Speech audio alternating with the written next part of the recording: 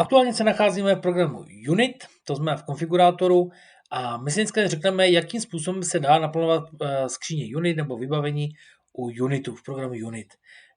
Dostali jsme se až sem vlastně, kdy přes konfigurátor jsme zadali Unit, dostali jsme se do toho plánovače a tady nahoře máme možnosti, co chceme plánovat. Jestli chceme plánovat skříně, komody, anebo popřípadně nějaké vybavení, postele, psací stoly. Dneska zůstaneme aspoň pro tuto chvíli u skříní a zvolíme skříně klasické. To znamená klasickou skříň s otočnými dveřmi, ale můžeme taky dát ještě skříně, které jsou s pusovnými dveřmi, záleží, co tam zvolíme. To znamená, já jsem zvolil klasickou skříň a teď si zvolíme, jakou chceme výšku, případně jakou chceme šířku.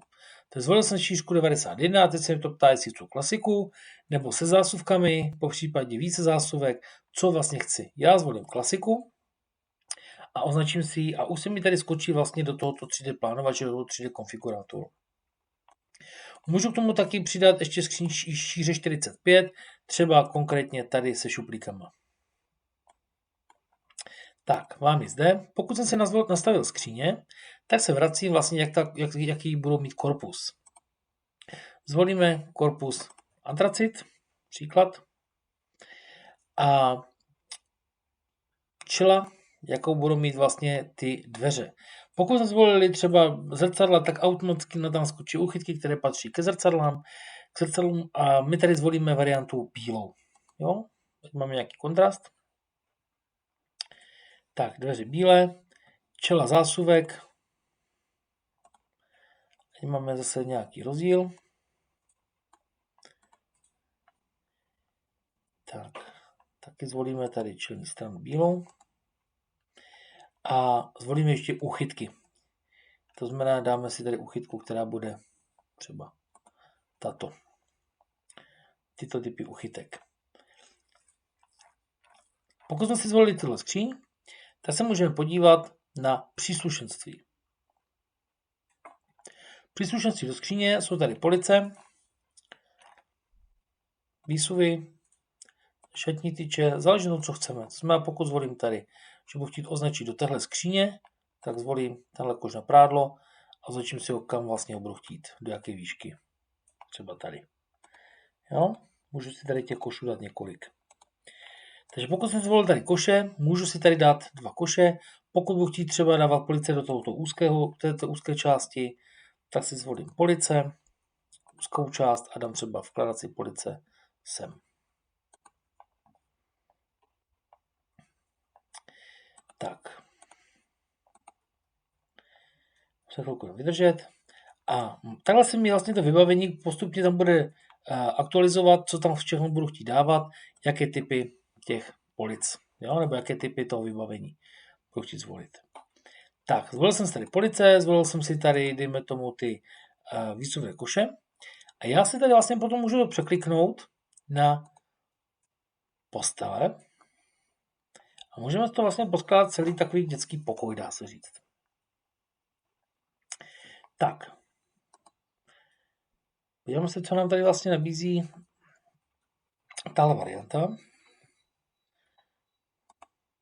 Psací stoly.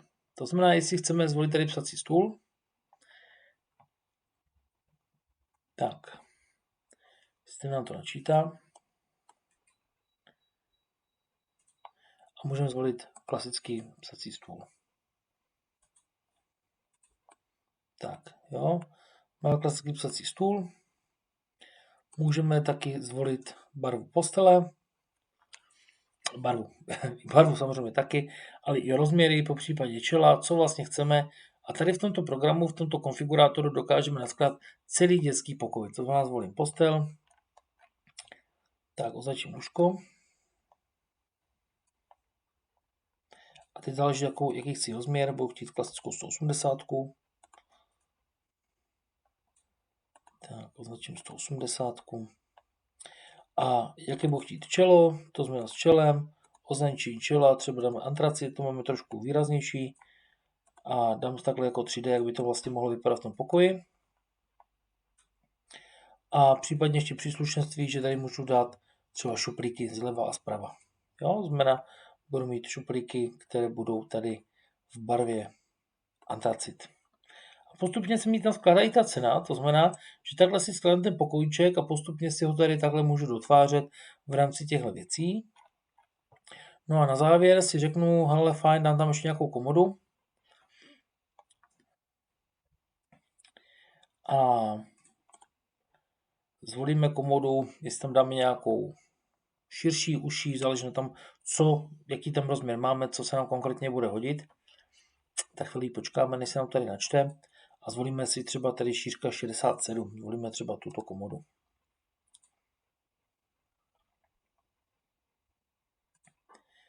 Tak. A pokud tam máme komodu umístěnou, tak vlastně k té komodě potom teďka budeme řešit. Jestli na tu komodu,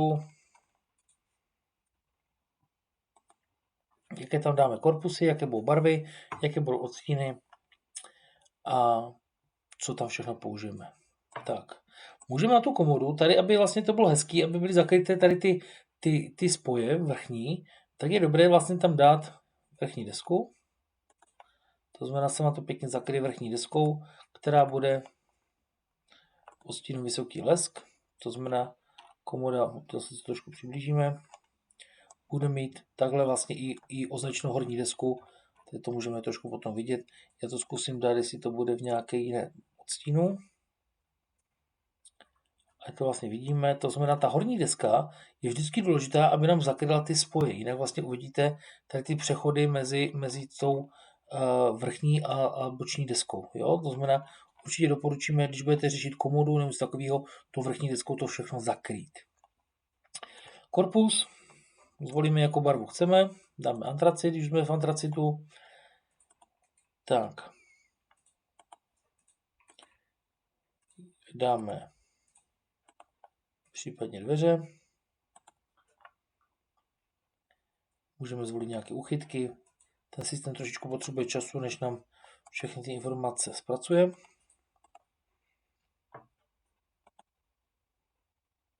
A po případě si to chceme mít ještě na nožkách. Jo? Tak. Pokud vlastně všechny tady ty díly si naskládám, mám to tady vlastně v tom 3D, tak se tady vlastně můžu ukázat, jak by to mohlo vypadat a všechny tady ty informace se dají skládat. Je to varianta 1, že tady vlastně přes tenhle konfigurátor máte všechny možnosti, ať jsou to komody, ať jsou to postele, ať jsou to psací stoly, cokoliv, tak i v tom programu Unit, tady když jsme u skříní, tak ještě ukážu jednu věc, jsou takzvané posuvné dveře.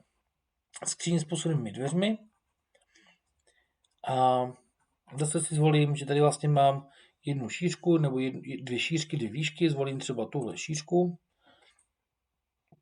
a výšku 2,42 a zvolím ještě jednu. A tady vlastně s těma skříněma si potom vlastně můžu hrát natolik, že budu teďka už řešit, jaké tam chci korpusy a už vlastně skládám to stejný. Jestli korpus tmavý, světlý, bílý a tak dál, jaké dveře, po případě montážní balíček, jestli chci matný nebo lesklý, to znamená kvůli uchytkám. Přední dveře, v jaké barvě, jaké kombinaci dám tu Bardolino. Díky tomu, že to je výška 2,42, tak vlastně ještě musím označit ten středový pás, že bude třeba zrcadlo a ten systém zase potřebuje chvilinku času, než ty informace zpracuje a doplní tady do tady té grafiky. Takže takhle nějakým způsobem se dá vlastně určovat, jaké ty typy v programu Unit můžeme mít a ještě si ukážeme potom variantu, že na stránkách Mebelix.cz nebo Mebelix.sk si můžeme taky ty skříně naplánovat. To si ukážeme variantu B.